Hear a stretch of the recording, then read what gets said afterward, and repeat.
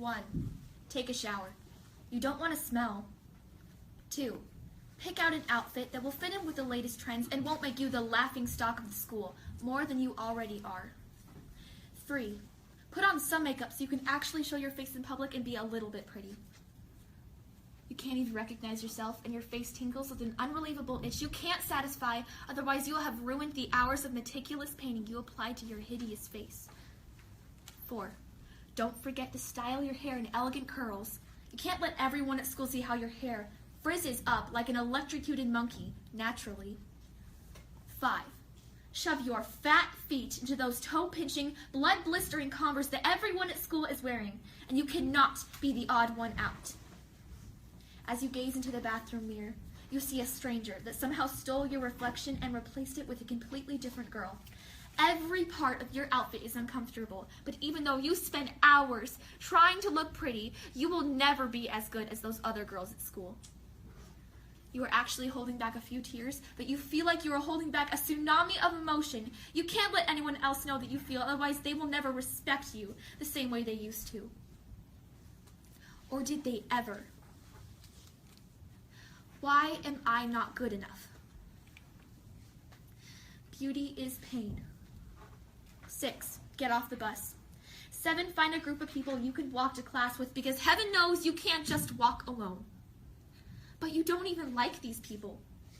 They cuss and they make dirty jokes a lot, and they laugh and make fun of you. You know you shouldn't hang out with them. But hey, they are the popular kids, and you just want people to like you like they like them. You are in the stocks as people throw judging tomatoes and hating heads of lettuce at your insecure little head. You cannot stand up for yourself because you are alone, trapped, and defenseless. And you cannot stand up for yourself because these popular kids are like the royalty of the school, and apparently what they say and do goes. You take each comment, each judgment, each assumption, each opinion, each strange look, each remark, each criticism, each review, each report, each assessment, and with it, your self-esteem plummets like a sinking ship. Down, down, down, into the dark and dreary depths below. You look at all of the other girls, your mind racing a mile a minute. I wish I had her eyes. I wish I had her hair. I wish I was as skinny as her. I wish I had her perfectly straight white teeth. I wish that I had her social confidence. I wish as many boys liked me as they liked her. Why am I not good enough? Life isn't fair. 8. Get your work done. The only part of your life that seems solvable is the actual schoolwork. You take pride in your work because it is possibly the only thing special about you. You do it to see the radiant smiles on your teachers' faces as they applaud your work. Their joyful praise is the gentle rain that brings forth a magnificent rainbow, the radiant sunshine that brings forth fields of sweet daisies, one of the only things that brings you happiness. But it is not popular to be smart. In fact, you are seen as a nerd, too smart, human calculator, brainiac, geek, teacher's pet, suck up, whatever wonderful name you can think of. Your peers' jealousy is the pollution that prevents a rainbow, the bulldozer that plows through the fields of once golden daisies, the intangible object that crushes your happiness like a bug. A's are getting you nothing but torment. Why am I not good enough?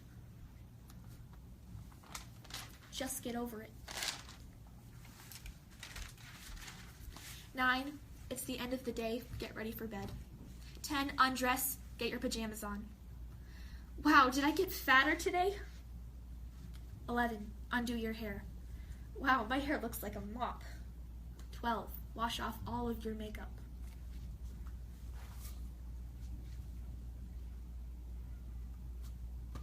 I can't even look at myself. This is my life every day. I can't control it. I've been told I can't compare apples and oranges. I've been told I'm distorted. I've been told I have to be grateful for who I am. But going through your middle school years, you are on your own journey to find yourself on a small jet. And sometimes you cannot control what happens to you. The turbulence will throw you off course. But popular isn't always a good thing. You tell yourself, I just want people to like me. I just want to be accepted. But skipping meals and marking up your wrist isn't going to fix that. You look at other girls wishing you were them, but other girls are looking at you wishing they were you. Society infers girls have to have skinny waists, tan skin, long silky hair, perfectly straight teeth, big butts, and etc. Society infers girls have to wear tons of makeup to be pretty. Society infers girls have to wear skanky clothing and do inappropriate things with boys to be happy and considered cool. But society is wrong. You are loved, you are precious, you are beautiful, you are talented, you are capable, you are deserving of respect, you can eat that meal, you are 1 in 7 billion. And most of all, you are good enough. The following are true stories. May 26, 2003, Aaron Ralston was hiking. A boulder fell on his right hand. He waited 4 days. Then he amputated his own arm with a pocket knife. On New Year's Eve, a woman was bungee jumping in Zimbabwe. The cord broke. She then fell into a river and had to swim back to land in crocodile-infested waters with a broken collarbone. Claire Champlin was smashed in the face by a 5-pound watermelon being propelled by a slingshot. Matthew Brobus was hit by a javelin. David Striegel was punched in the mouth by a kangaroo. The most amazing part of these stories is when asked about the experience, they all smiled, shrugged, and said, I guess things could have been worse. So go ahead. Tell me that you're having a bad day. Tell me about the traffic. Tell me about your boss. Tell me about the job you've been trying to quit for the past 4 years. Tell me the morning is a townhouse burning to the ground. Tell me the snooze button is a fire extinguisher. Tell me the alarm clock stole the keys to your smile, drove it into 7 a.m. and the crash totaled your happiness. Tell me how blessed are we to have tragedy so small it can fit on the tips of our tongues. You see, when Evan lost his legs, he was speechless. When my cousin was assaulted, she didn't speak for 48 hours. When my uncle was murdered, we had to send out a search party to find my father's voice. Most people have no idea that tragedy and silence have the exact same address. When your day is a museum of disappointments hanging from events that were outside of your control.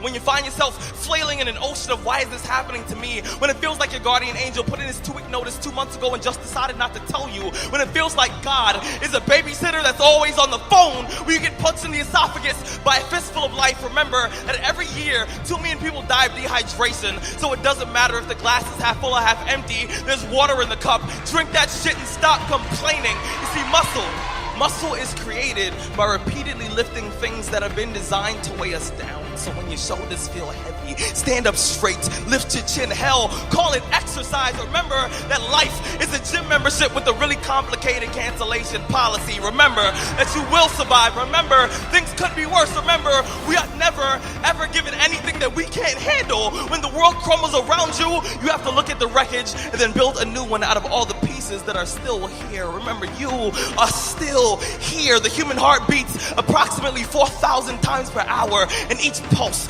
each throb, each palpitation is a trophy engraved with the words, you are still alive. You are still alive. Act like